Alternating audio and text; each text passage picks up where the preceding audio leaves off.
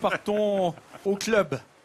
Parce que ici, un des acteurs essentiels du tourisme à Vittel n'est autre qu'un célèbre club de vacances immortalisé au cinéma. Mais ici, il n'est pas tout à fait comme les autres parce que architecturalement, le lieu est totalement étonnant. Alors si j'osais, je dirais bienvenue à Vittel au spa. Au début du XXe siècle, Vittel est encore un petit village vosgien de 900 âmes. Ses richesses, elles sont enfouies sous terre. Ses eaux de source vont très vite faire la fortune et la renommée de la cité qui devient une station thermale sous l'impulsion de Louis Bouloumier. C'est lui qui va faire appel à des architectes de renom pour la construire. Nous sommes en 1930. Aujourd'hui, ce patrimoine d'exception est géré et entretenu par un célèbre club de vacances qui accueille des touristes du monde entier. Roland travaille ici depuis 11 ans. Directeur technique du club et féru d'histoire, il s'est intéressé de près à ce patrimoine dont il a la charge. Il organise même chaque semaine une sortie où il partage ses connaissances avec les vacanciers. C'est vrai que les gens sont assez surpris quand ils arrivent à Vittel, quand ils voient cette multitude de styles, quoi. Je pense que c'est ces mélanges de styles qui font une des richesses de Vittel, parce qu'il y en a bien d'autres richesses à Vittel. Il y a aussi les bienfaits de l'eau. Et oui, l'histoire de la ville s'est forgée au fil de cette eau reconnue pour ses bienfaits. Dès la fin du 19e, ces thermes sont construits par Charles Garnier.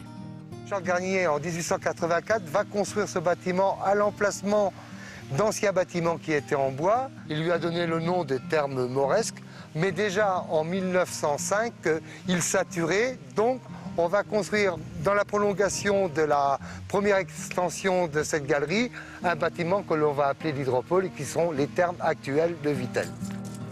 Derrière la galerie thermale, voici le Palmarium. Il s'agit de la première usine d'embouteillage des eaux de la ville. Dès 1929, l'architecte Fernand César reconvertit l'endroit en salle omnisport dans le plus pur style art déco. Pour Roland, impossible de ne pas rester subjugué par la beauté des lieux.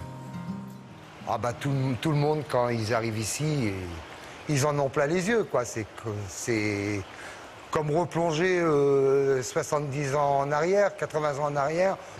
Bah cet endroit était noir de monde, d'écuristes, et puis à l'époque, c'était quand même, pour la région, c'était quand même un espace assez coquet et conçu à partir d'un embouteillage. Ce village accueille essentiellement des familles, des curistes ou des séminaires. Pour loger tous ces clients qui viennent de France, de Belgique ou d'Allemagne, le site dispose de 2 complexes hôteliers.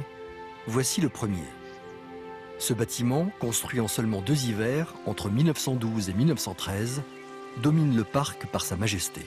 C'est un bâtiment qui fait 110 mètres de long, sur 30 mètres de hauteur. Ça a la valeur de 9 étages. Et donc c'est un bâtiment qui a été construit en 2 hivers.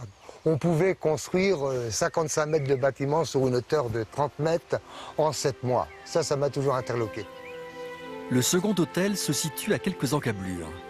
Ce bâtiment de style art déco date de 1930. Il s'agit de la dernière grande construction du parc de Vittel. On ne va pas lésiner sur la marchandise parce qu'on va construire un beau bâtiment avec du grès des Vosges. Cette pierre rose et cette pierre blanche représentent surtout pour moi un peu cette période où l'on peut voir Agatha Christie ou Hercule Poirot, enfin c'est toutes ces émissions à thème sur les années 30. Ce village de vacances situé dans le centre de Vittel est hors du temps et participe sans nul doute à l'attractivité de la commune. Un mélange de bien-être, de douceur et d'histoire patrimoniale.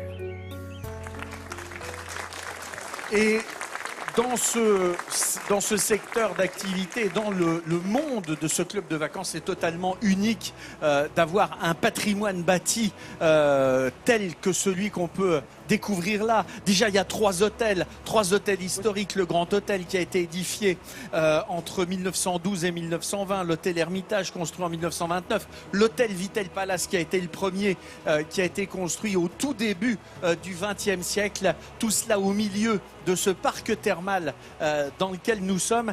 Et le chef de village, eh bien pour la première fois, et j'en suis très fier, c'est un Vosgien. Il est Vosgien, alors. directeur d'un village dans les Vosges, c'est Julien Tivier.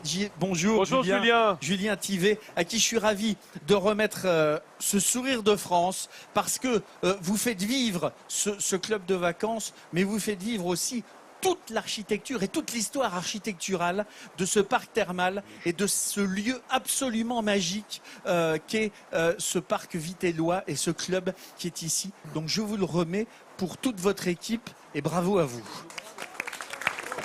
C'est bien mérité. Et vous resterez à table avec nous, bien entendu, pour une bonne potée Lorraine.